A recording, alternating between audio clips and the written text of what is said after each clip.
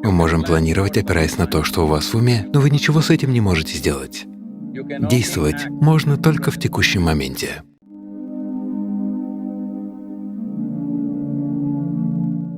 Our mind is a tremendous gift where it remembers vividly every experience and every information that comes our way. Well, this can be transformed into a phenomenal imagination, but if you lose control over your imagination, if you lose the discrimination as to what is imagination and what is reality, what is future, what is present and what is past, then your mind will become your greatest enemy. Most human beings are not suffering life, they're just suffering their memory and their imagination. What happened 10 years ago, they still suffer. What may happen day after tomorrow, they already suffer. This is not about life. This is about lack of control over two most fantastic faculties that human beings have, a vivid sense of memory and a fantastic sense of imagination. Do not worry about your future. If you do your present well, future will naturally blossom. We can only work with what's on our hands right now. You cannot work with what's on your mind. You can plan for what's on your mind, but you cannot do anything about it. You can only act in the present moment. You can only handle what is there right now. Those of you who too engrossed in your own thoughts and emotions, constantly being maybe on social media or something, I think you must get rid of your phone and take a walk in the forest. If it's not possible every day, at least 1 or 2 days in a month, you might get lost somewhere, just be in nature all by yourself, walk, sit, observe. If you pay enough attention, you will see, you will be so enchantingly enamored by every little thing in the existence because the way a single ant is made is too much for you and your intelligence to grasp exactly how this is made. Those who have not peeled their eyes to the creation get too enamored with their own mental creations, which is their thought, the juicy part being emotion. When your thought and your emotion becomes more important than the Creator's creation, that means you have become a perceptual tragedy.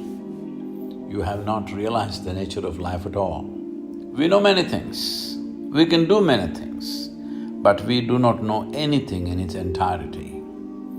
So this is the nature of the existence. If you pay attention to it, naturally your own thought and emotion will sink to the background. You can still enjoy them, but you know how insignificant it is. So it's very important that if you want to experience the multifarious dimensions of life, you have to be non-serious.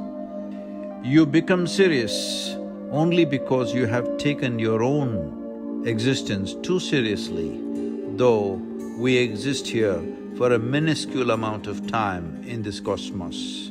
This is a vast cosmos. The very planetary system, the solar system in which we exist is a speck. In that, planet Earth is a micro speck. In that micro speck, the place you live or the city you live is a super micro speck.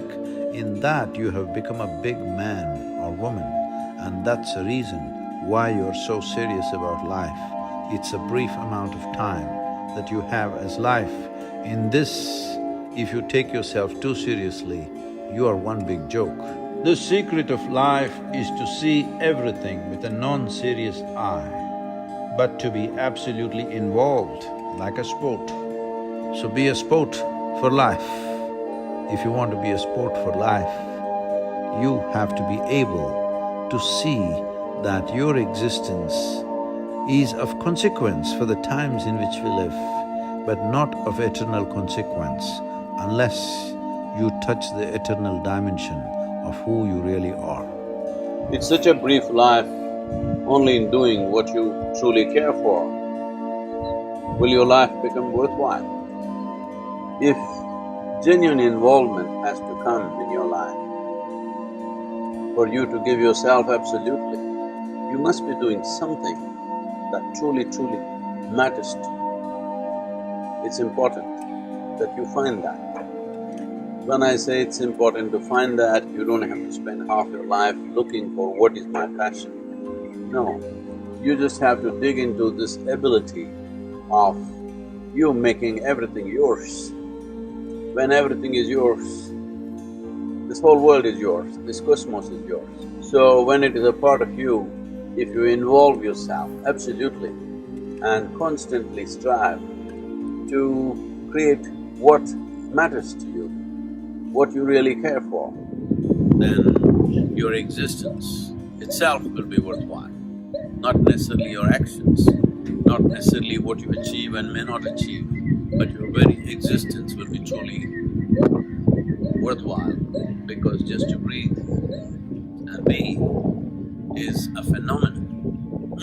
There is no greater phenomenon than life. If this is not worthwhile, what is?